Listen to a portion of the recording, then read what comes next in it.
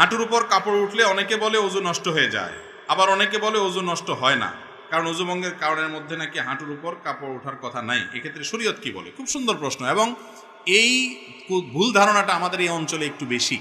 এই অঞ্চলে মানুষের মধ্যে দেখা যায় যে এই ধরনের ধারণা একটু বেশি। হাঁটুর উপরে কাপড় উঠলে বলে যে ওযু চলে গেছে। আসলে কি যায় না।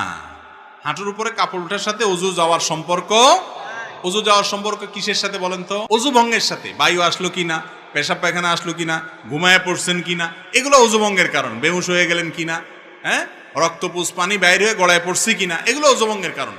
ওযু ভঙ্গের কারণ যদি না পাওয়া যায়, তাহলে হাঁটুর উপরে কাপড় ওঠার কারণে কি হবে না? ওযু ভাঙবে। তবে যদি মানুষের সামনে, আরেকজনের সামনে হাঁটুর উপরে আপনার যার সতর যে আপনার দেখার জায়েজ নাই, ওযুখানা ওযু করতে গিয়ে এইভাবে হাঁটুর উপরে কাপড় উঠাইছেন অন্যের সামনে, ওযু না ভাঙলে কি হবে? ফরজ ভেঙে যাবে। ফরজ ভাঙা বুঝেন কি?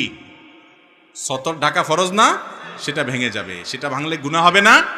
এই জন্য ওইটা বড় গুনাহ হবে। ওযু ভাঙলে তেমন কোনো বিপদ হতো না। ওযু ভাঙলে আবার ওযু করতেন, অসুবিধা কি? কিন্তু গুনাহ হয়ে যাবে অন্যের সামনে। এই জন্য যাতে অন্যের সামনে হাঁটুর উপরে রান টান এগুলো দেখা না যায়, এই জন্য ওইটাকে ঢেকে ঢুকে রাখবেন। কিন্তু যদি কোনো কারণে উঠে যায়, তাতে ওযু ভাঙবে।